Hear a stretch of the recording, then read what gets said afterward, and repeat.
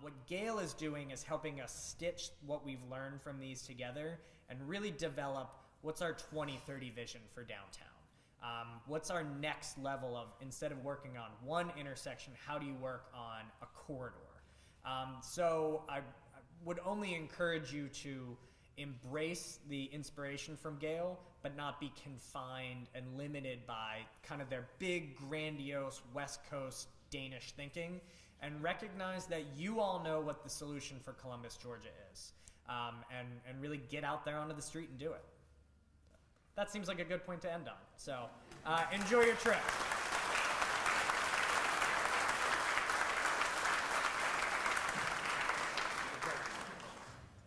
Such great information. You know, it reminds me when we come on these trips, and I want to thank the Chamber and their staff for pulling it together, that this is really an opportunity for us to renew our effort to think big thoughts and do great things. And I will tell you, we're doing a lot of the things that Sean was talking about. We're a bronze level bike-friendly city, but one of the biggest stumbling blocks, and Councilor Rocker Garrett's here and he can attest to this too, is that you all don't call your elected officials. You just don't. You're too polite. You're too nice about it. You think we're going to divine the right answer. But the people that are afraid of change, they call their elected officials. And we have projects just like some of these on the books where the DOT and our city engineers are ready to go, where the money's there, the grants are there, we've got it paid for. But the people who don't want change, somebody said just the other day, we have to decide as a city whether these roads are for cars or for bikes. No, we don't. No, we don't. The cities all over the world are doing these kind of things. They're finding ways to marry pedestrians, cycling, traffic, and transportation. That's the mindset that is going to bring about the investment, the infrastructure investment in your community if you don't pick up the phone.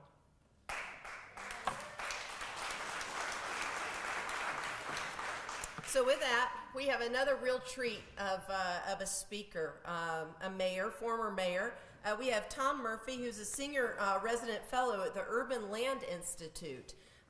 This is an organization that is pushing the rethinking and best practices of how cities are developed and redeveloped. And Tom has been instrumental in that organization for some time, and so he knows a great deal about transportation infrastructure, housing and real estate finance, environmental issues, and so forth. He also served 3 terms as the mayor of Pittsburgh from 1994 to 2005. He was appointed as a senior, in his role as senior resident fellow. He served on the Urban Land Institute's Gulf Coast Liaison Committee in New Orleans and with the Gulf Coast states to talk about how exactly they were going to rebuild that area after Katrina in 2005. And as mayor, he instituted a public-private partnership strategy that leveraged more than $4.5 billion in economic development in Pittsburgh. He served 8 terms in the Pennsylvania State General Assembly, House of Representatives. He focused on legislative activities, changing Western Philadelphia economy from industrial to entrepreneurial. So he's there to make that transformational change that we as a people need. As a young man, he served in the Peace Corps. So he's been serving his entire life, and is a board member of the National Rails to Trails Conservancy, and so very much more. But we're about to hear from a man that truly understands you can't play small game ball and be a competitive, successful city. So Mr. Murphy, thank you so much for giving us some time this morning. Let's give him a round of applause, please.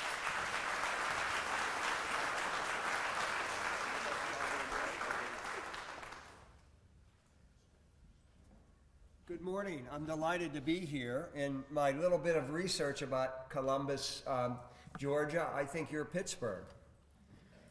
Why do I say that?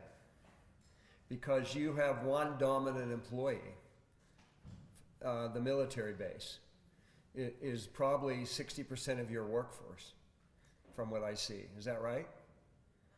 So I want you to think what happens to Columbus if the military base goes away.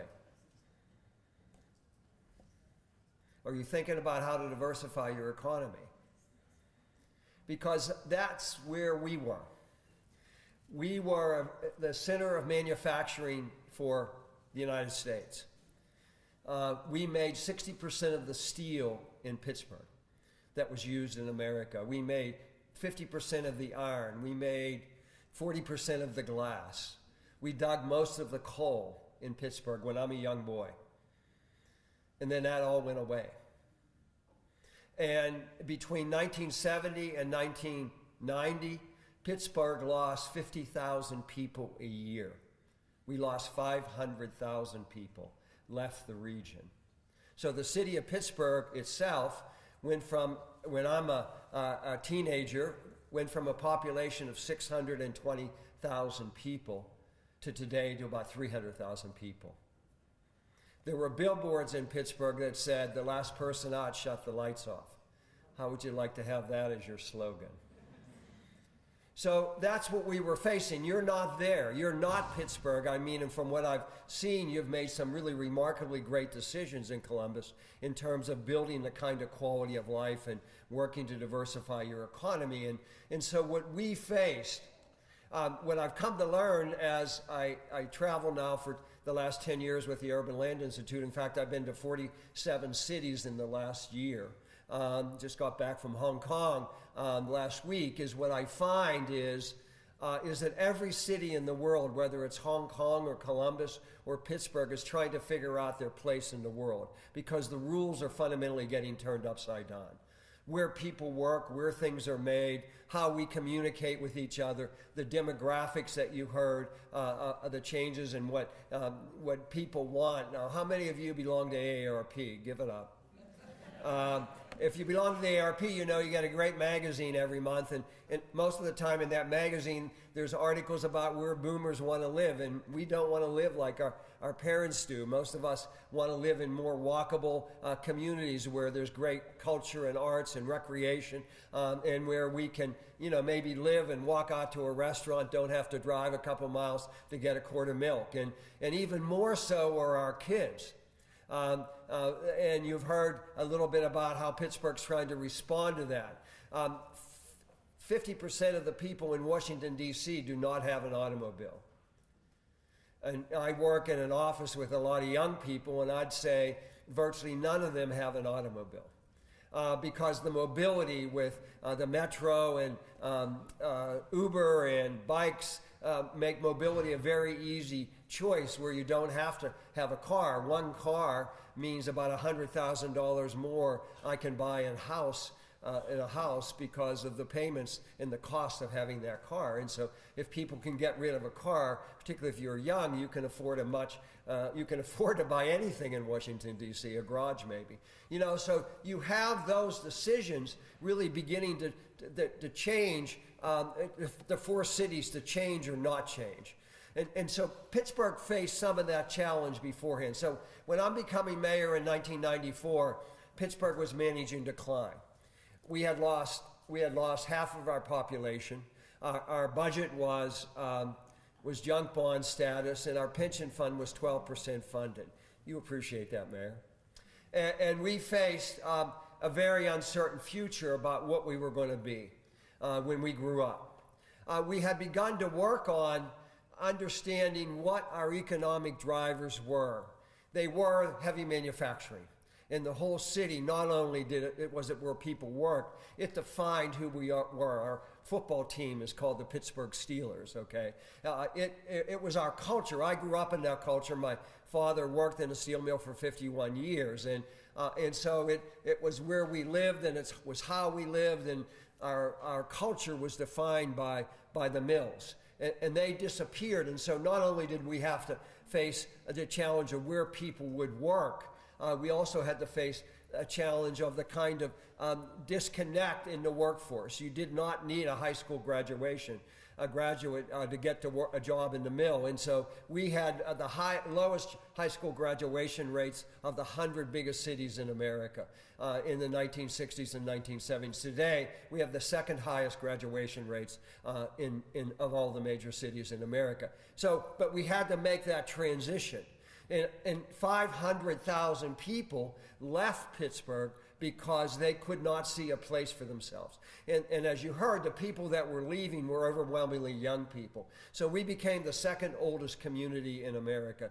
Miami-Dade County has the oldest population in America. We had the second oldest, not because people were retiring here, but because all our young people were leaving. So we made some very difficult decisions. Now, you're going to hear wonderful stories about Pittsburgh's turnaround. I'm going to tell you it was messy, conflict-ridden, and incredibly difficult to do. And I'll give you some examples of that. And so the mayor just said it. Change is tough. People are comfortable in how you do things, even if it's not working well. And so let me describe some of those battles. So we decided in a very intentional way, if we were going to turn Pittsburgh around, we needed to create important partnerships, and we needed several other things. We needed money, which we had none of. Think about losing half of your population. We needed money. We needed land control because we had thousands of acres of abandoned factories and other buildings. We needed sophisticated deal making. We needed to understand where we wanted to go and the kind of investments we wanted to make. And we needed the willingness to do that, the leadership to make that happen. So the first thing we did when I became mayor is that we laid off 200 people in the city, including police. And we diverted $6 million out of our operating budget to finance a $60 million bond issue, which we called the Pittsburgh Development Fund. And we put it in the Urban Redevelopment Authority so that council would not divide it into 9 pieces. We were going to use that for low interest, patient money loans, no grants, but on investments in catalytic properties. The second thing we did, within a year after becoming mayor, we bought, as a city, 1,500 acres of property. We bought entire steel mills.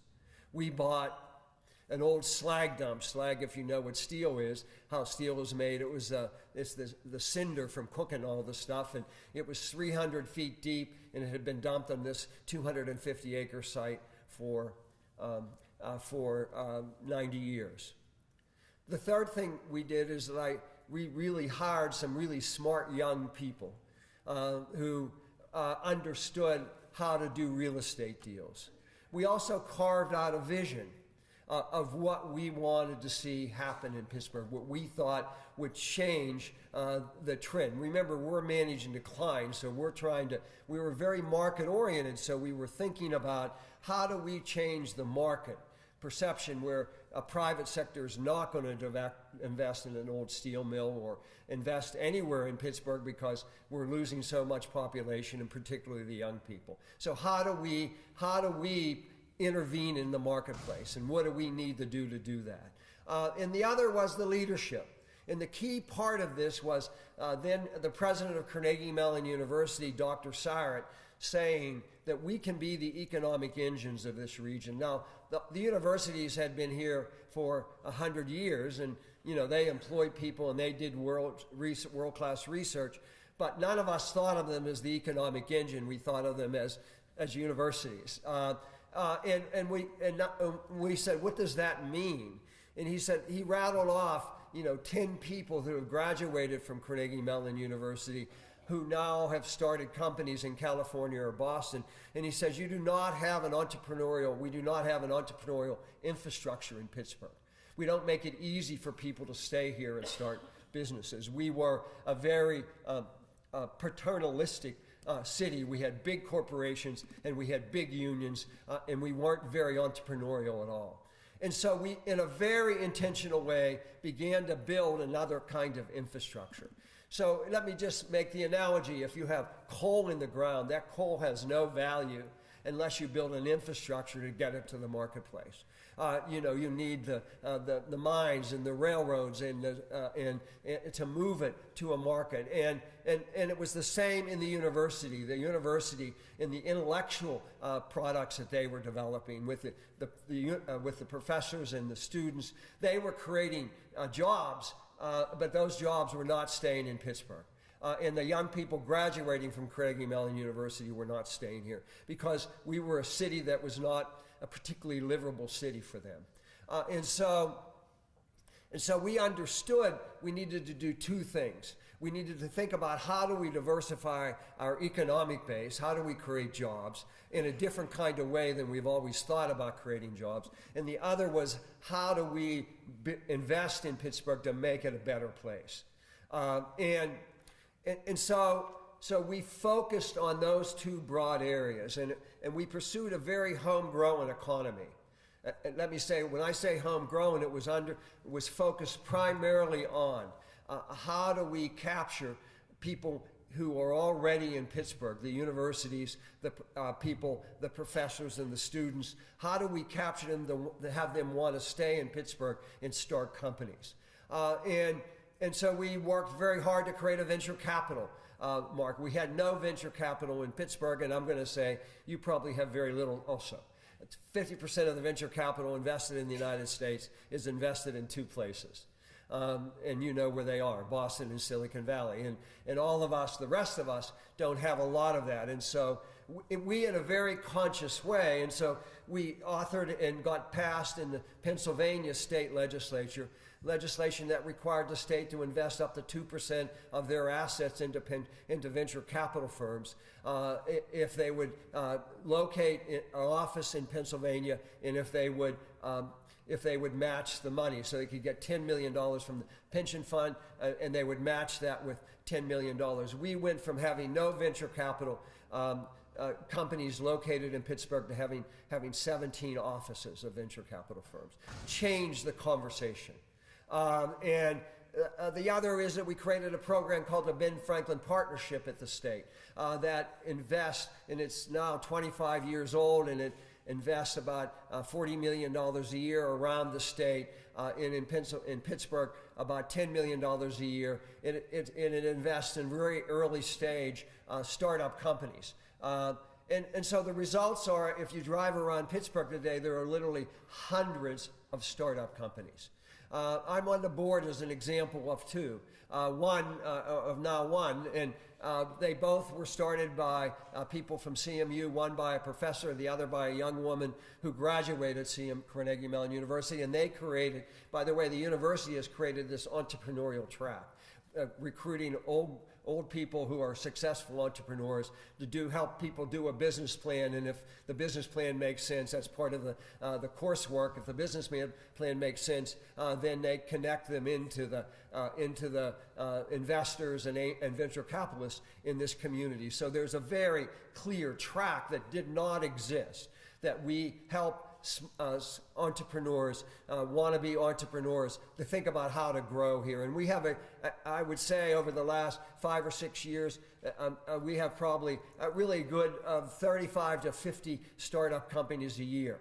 These two companies that I had both had some support from the Ben Franklin Partnership. One just got bought by IBM, and they're staying in Pittsburgh. And the other, a young woman, has started a company and has grown it to about 50 people. And so that's the story for us. Then what happens, because of the technology and the research going on at Carnegie Mellon University, companies like Google and Uber and others have now flocked to Pittsburgh, and they have major research laboratories. In fact, I would encourage you to go ride in an Uber driverless car. Have you seen them yet? Well, they're all over the street. There's 200 of them here. Are you ready for that? So you'll notice them, they have like a tin can spinning around on the roof. That's doing 1,500 calculations a second. And then what that thing is seeing is getting turned into decisions, okay? And so that began to reshape our economy in a remarkable kind of way, where the universities became the economic drivers. We maintained and have grown our traditional economy. PNC Bank has built several major operation centers, their new headquarters there. It's one of the largest banks in the country, and so they have thousands of people. Our hospitals have grown, and University of Pittsburgh Medical Center particularly is a huge institution. It's in fact the largest employer in Pittsburgh, about 25,000 people. And so we have seen Pittsburgh transform itself. The key to that was in part the decision to invest in the future. And that is hard for cities to do. You know, you need police and you need public works, and you don't get snow, but we get snow, and you got to get the snow off the street. And you need to do all those things, and that can be completely consuming in terms of your resources and your time. And what cities need to do is to recognize, and the citizens need to support the elected officials. Not only do you need to continue to do that well, but you need to take some of those resources and to think about how you invest in the future, whether it's bike lanes or thinking about how you work with the university. And so we created these partnerships with the university, with the business leadership, with the foundation community, to reshape how Pittsburgh looked and how we thought about ourselves. And so as you tour around, you saw PNC Park. And I mentioned about the conflicts. Let me tell you about that. So we had one Three Rivers Stadium. It was right next to where PNC Park is. And if any of you saw it, how many of you are architects or planners? So what were you all smoking and drinking in the 60s and 70s? Because every city I go to, and Pittsburgh was no exception, we built these things that were for automobiles, not for people. And so we had Three Rivers Stadium sitting there around with 30 acres of vacant land for surface parking next to it. And then we had a road on the river. Don't we all do that? And essentially no public access. And we grew up in Pittsburgh not thinking about going near our rivers. And so we made a decision that we were going to, and it was forced on us in part because the Pirates were going to be sold, and in order to make sure they stayed in Pittsburgh, we had to commit to build a baseball park. And then the Pittsburgh Steelers came to us, who were up there with God, and said, you know, we want to build a new football stadium. You're going to build a new baseball park. And then all the hotel people came and said, you know, we've been waiting patiently for a new convention center for years, and we want to build a new convention center. Remember, we are a flat broke city, and I'm a new mayor 6 months into being a new mayor. And I, at one meeting, said, well, fighting about what we're gonna build first or second. Let's build all three of them at the same time. And it's easy to say when you have no clue how you're going to pay for them. Okay, and so you were at the ballpark last night, and you brought the team luck. We need it, but you know, and you saw that development over there probably, and you might have walked around a little bit. And so we make a decision that we're going to build all three of them at the same time. It's about $1.2 billion. And we go to our legislature. I don't know how many of you are here, the gutless wonders that they are. You know, we are not a referendum state, but they knew this was going to be politically really a challenging thing, and we wanted to raise the sales tax 0.5%, and they required us to have a referendum. And we had a referendum. 70% of the people voted against it. You know, they wanted to keep the teams, of course, but they didn't want to put any money into the deal, and the voters did. And so a month later, I said, you know what, we're going to build them anyhow, and figure out how to do it without doing a referendum. And so we figured out, and we had a great governor, Tom Ridge. He's a Republican, I'm a Democrat, and we had a great partnership, which is now extinct, but it used to be Republicans and Democrats could work together, right?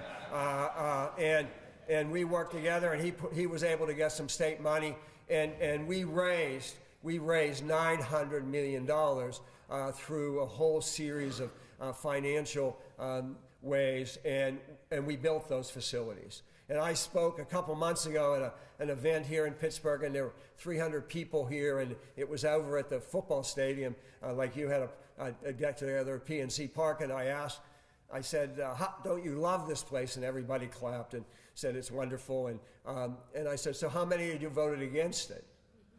And of course, nobody raised their hand. And everybody just sort of laughed, right? That's the challenge of leadership. You know what you need in Columbus. It's a question of whether you're going to have the community and political will to get it. That's the challenge, was the challenge of Pittsburgh.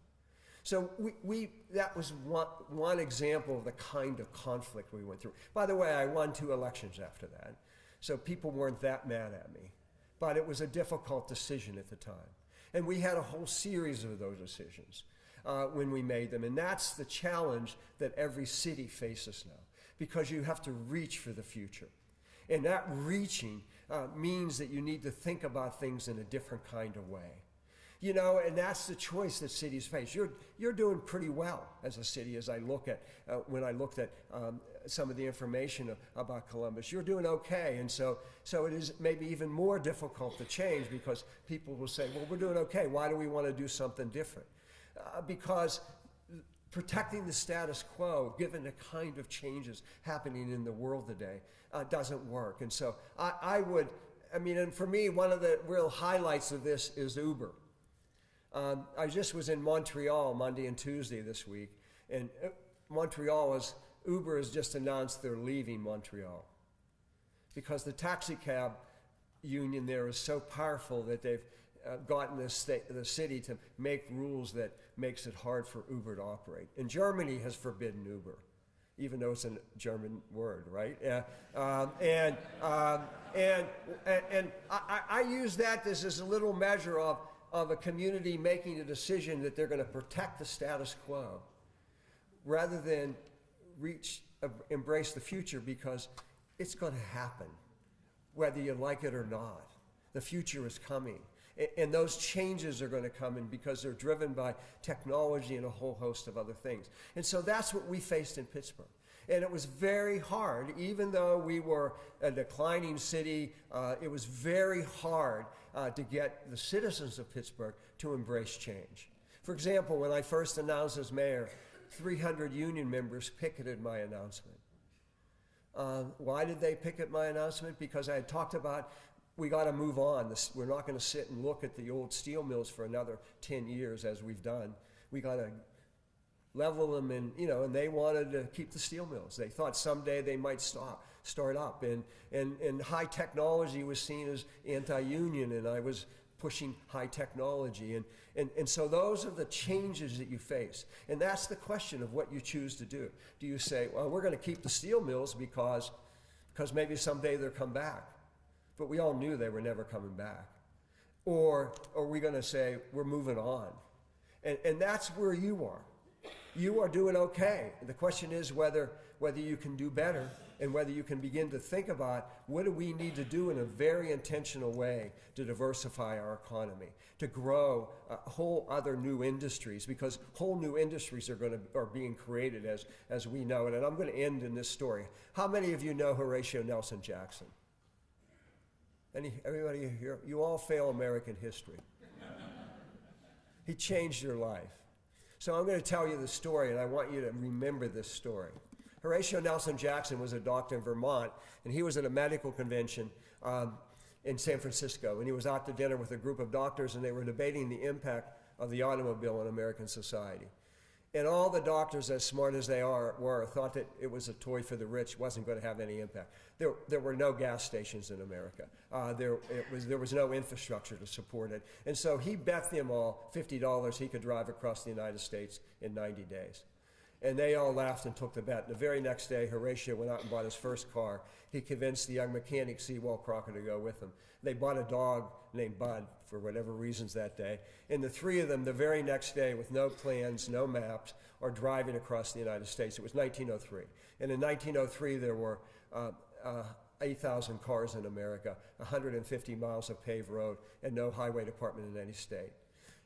63 days later, Horatio, Sewall, and Bud drove down Fifth Avenue in New York City. They were the first people to drive across the United States. By 1923, what you ought to be thinking about in Columbus, about where you want to be in 20 years, by 1923, there were 10 million cars, hundreds of thousands of miles of paved road, and a highway department in every state. Society as we knew it changed completely in those 20 years. In 1903, there were 55,000 harness makers in America who felt really comfortable in their business. By 1923, there were 2,500. I want you to think of newspapers and a whole host of other industries. The retail trade is getting turned upside down.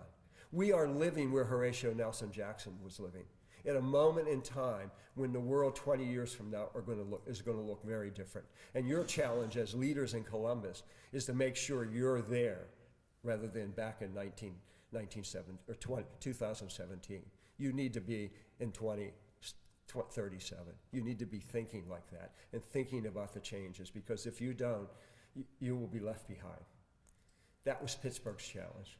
And what you've heard is that we've reached for the future. We went from being the most environmentally degraded and the most economically depressed city in America to now being seen as one of the most. You're here because you've heard about us as this comeback city. It happened because we made hard choices. We built really remarkable partnerships, a really common vision about what we want to do, and we did it. Good luck.